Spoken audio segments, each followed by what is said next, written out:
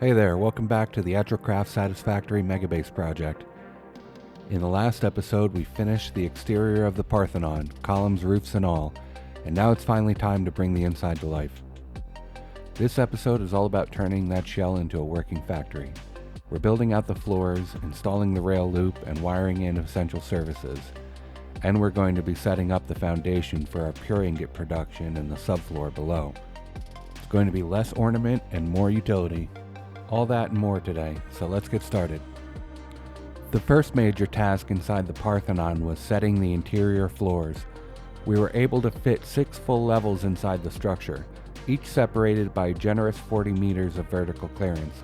That spacing gives plenty of room for conveyors, lifts, and future production lines without the interior feeling cramped.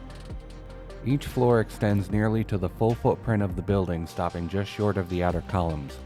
Around the perimeter, railings define the edges, and the floors themselves are suspended from the entablature using steel cables. The effect is both functional and aesthetic. The levels seem to hang in place, supported by the structure around them rather than built up from below. Once the floors were in, the next step was enclosing the space with a full glass curtain wall. The glass sits a few tiles off the edges of the floors and runs all the way up to the entablature, anchored by steel beams. From inside, the curtain wall frames the columns beautifully, letting you see their full height and the desert stretching out beyond. The combination of open floors and transparent walls gives the whole space a sense of scale and light that contrasts sharply with the heavy stone exterior. But before diving into the interior work, I want to stop for a second and take a look at the bigger picture. Pulling up the map really shows what we're working with here, the full footprint of the Acropolis and the Acropolis beneath it. Even without any machinery placed yet, the structure dominates the landscape. From this view, you can actually see how much ground it covers. The massive platform, the column perimeter, the interior floor suspended inside. It's one thing to build it piece by piece on site, but seeing it all together like this really drives home the scale of the project. This isn't just another factory shell, it's a landmark in its own right, and everything that comes next will be built inside of it. But before we start filling the interior with production lines, we're going to address a few quality of life upgrades that need to come first. The biggest of these are elevators. We ran a set from the 6th floor all the way down to the 1st, bridging the gap at the bottom with a few stair blocks. These sit in the front and rear atriums, keeping the movement path symmetrical and clean. Just behind those, we added a pair of basement elevators that connect the subfloors and the train platform below. These elevators serve double duty, providing both access and power distribution to every level of the structure.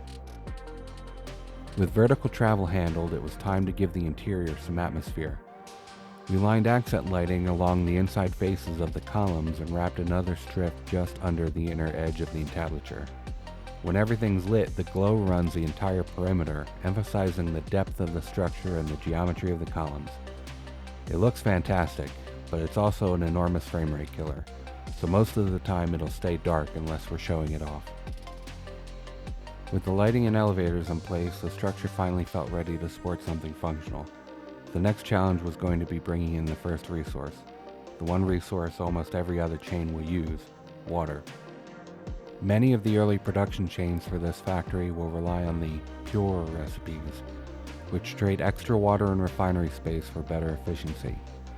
That meant we'd need a serious supply network to feed them all, so the plan called for 13 full-capacity pipes at 600 cubic meters per minute each.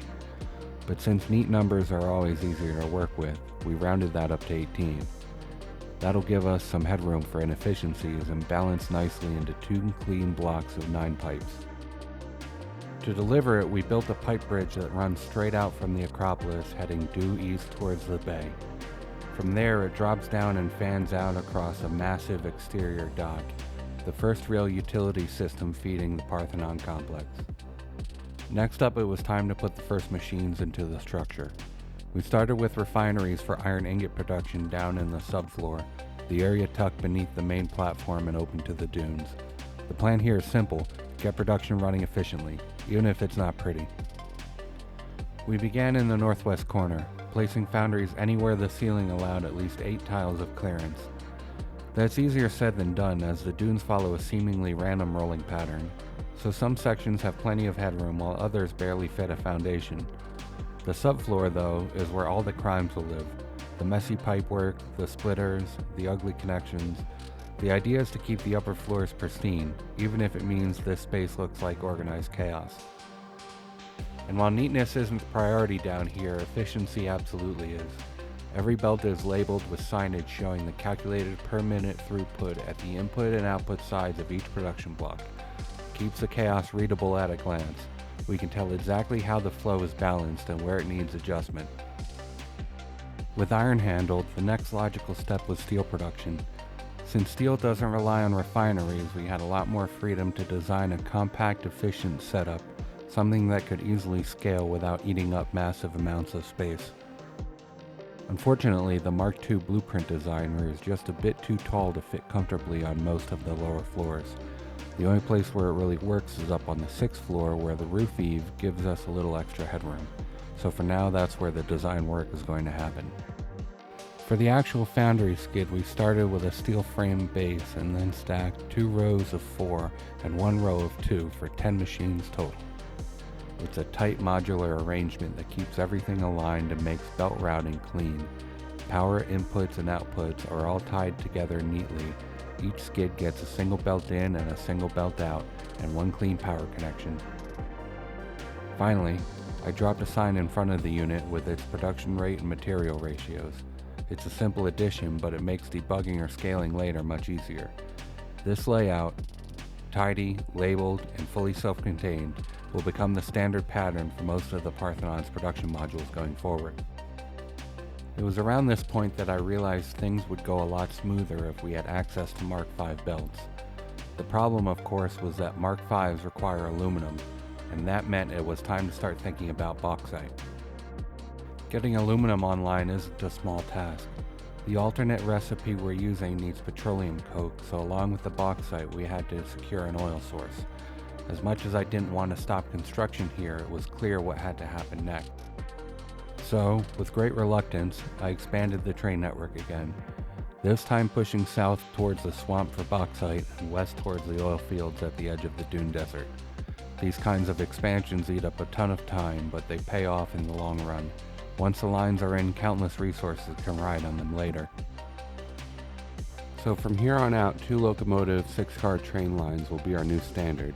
We dropped in new stations at this size at both resource sites, and then added the first active stations within the Parthenon's train platform. And just like that, the Parthenon officially had its first functioning rail lines. And honestly, that's where we're going to call it for today.